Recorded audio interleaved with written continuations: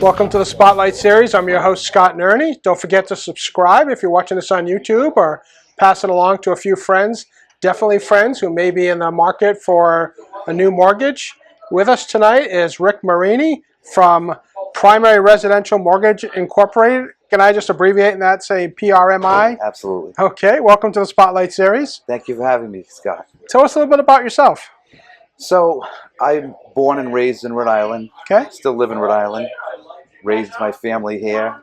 And I got into the mortgage business at a very young age.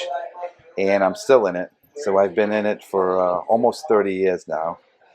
And I have a lot of experience as far as helping people who, also people who, may have some issues that they're concerned about.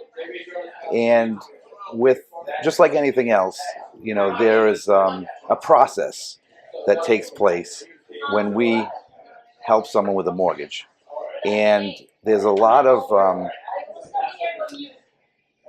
there are a lot of steps to the process. We try to make it look easy, but unfortunately, it's not necessarily very easy to borrow money right now. So basically, I represent my clients and I work in their best interest, and I help to navigate through the process. I hate to use the term tricks of the trade because that sounds like it, lessens the professionalism and integrity of what we do. But that's really what it is. There are a lot of tricks of the trade, and if you don't have experience, then you don't know how to navigate through the process. And that's really my strength and my strong point. And I still look at it as a challenge, but also just such an awesome opportunity to help people. There's nothing like, helping someone, achieve the American dream. That never goes out of style. So I kind of liken it to, you're going to go buy a car. People, except for your first car or a hand-me-down, people know how to go buy a car. Right. You walk into the dealership, you've got a check, and you get a loan. Yeah. With a house, it's not the same. There's a lot of different, get ready to buy, get ready for your side of it, because finding the right house is great, but can you afford it? Now let's talk a little bit about how you help people go from, I want this, to can you get it for me? Because you're the guy with the bankroll. Right. Well, most importantly, is to talk to me before you start talking with realtors. Great. Because especially, the market is always changing as far as home prices, as far as interest rates, and that's why it's important that you stay up to date as far as your pre-approval and the amount that you qualify for. But it's determined by, naturally, your income, but of course your credit and your credit scores play a big factor, and also the type of mortgage that you get, whether we go with a conventional loan or an FHA loan. I also do home improvement loans, construction loans, and what we call them non-QM loans, which is basically anything other than conventional or government programs. Okay. So they're still out there. And people don't know how to navigate that. They think a loan is a loan. Right.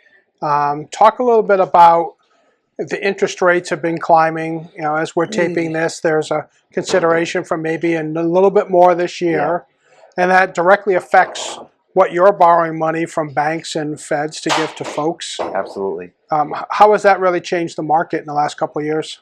Well, there are some people who no longer qualify for a home in the price range that they were looking for, and but regardless, nevertheless, when anyone asks me, is it a good time to buy?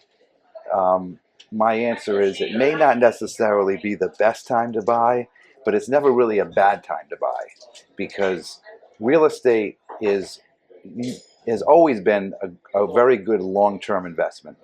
And considering the fact that rents are so high right now, then you have to look at, what is your mortgage payment compared to what your rent payment would be for a similar living arrangement. So the other thing is, of course, is there are a lot of tax benefits to owning a home. because you get to write off the mortgage interest that you pay, the real estate taxes, and also depreciation. So, come tax time, it usually translates to a much bigger refund or a much lower payout. Which people can put back into the mortgage to Absolutely. pay it off a little earlier. Right. And the other thing is, too, of course, is even when rates are a little bit high, you have to realize and keep in mind that you can always refinance when rates come down. So we're not really sure exactly when they're going to come down and, what they're going to come down to, but we know that they will come down eventually. And the people that thought a year ago, well, rates are going up, I'm going to wait, rates are much higher now. Yeah, and the other thing is, even during the higher interest rate time frame, someone who bought their house a year ago when rates were starting to go up, their house is still worth a lot more than it was a year Sure. ago. And it's really because of the whole supply and demand situation also. And are you seeing people coming in when you do the paperwork and say, well, and I'm with you on talk to you first, because when my wife and I were looking for a house 30 some odd years ago, we went to the agent. The agent said, oh, it should be this. So we went to the bank and they said, here's your number. I'm not going over it. You shouldn't have to go under it, but they were on. Yep. And I think when you're looking at that number and then you model it out for them for so many years, are there people that come to you right now saying, well, that's less than I pay for rent? Oh yeah, definitely. I mean, the cost of rents nowadays is really going through the roof. And the other thing is too is that we really take a close look at not only what you qualify for as far as your maximum payment, but more importantly, what are you comfortable with as far as a monthly payment? And then we can back in the numbers to see what that works out to as far as a purchase price and a loan amount. Because that's more important than what you qualify for. Very, very well said. Yeah. Absolutely.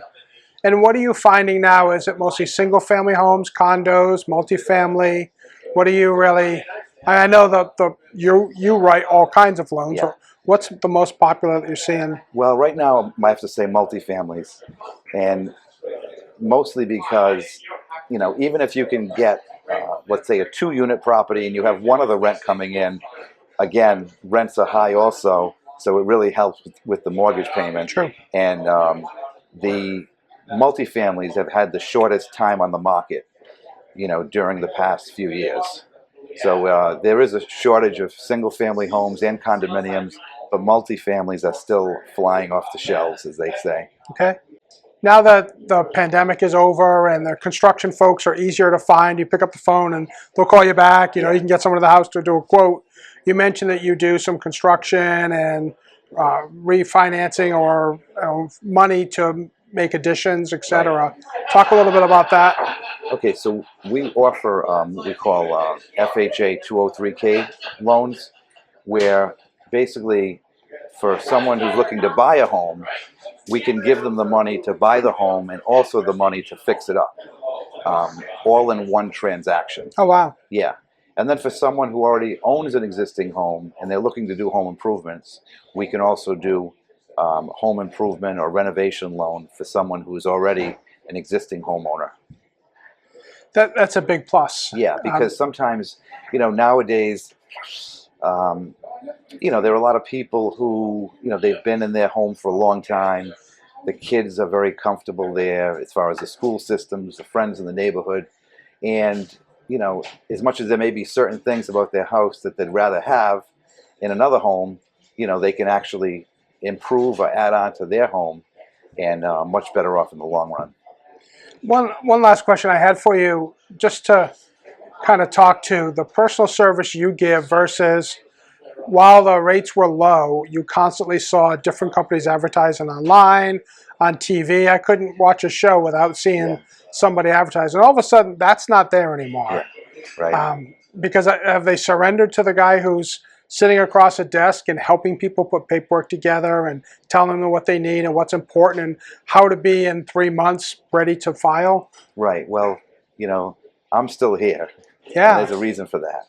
So with each and every client that I work with, I'm very careful and I'm very thorough as far as, you know, everything, every step of the way, and as far as communicating with everyone involved, including, you know, the realtor, if there's a realtor that they already have.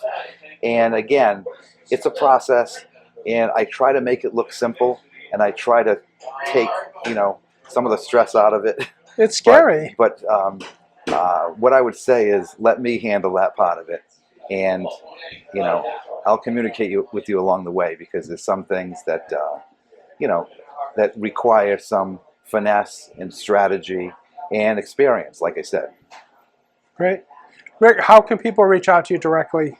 They can call me on my cell phone at any time, day or night, or text me at 401-942-2000, or you can contact me through my email, which is rick.marini@primeres.com, PRIMERES.com. Great. Rick, I appreciate you coming in. I know it's a difficult time for a lot of homeowners out there, renters that think there's no hope in sight. I'm going to be 3,500, 4,000 by next year, and you have some opportunities. As you said, it's a little tough in the market, but we get in now, rates go down. We'll give you a little break on everything when we refinance, and you know, you're on a path to help customers, just like the last time this happened. Yeah, right. You've been in the business, you've seen it. And everything goes in cycles. And like I said, I've been in the industry for almost 30 years now, so I've seen it all.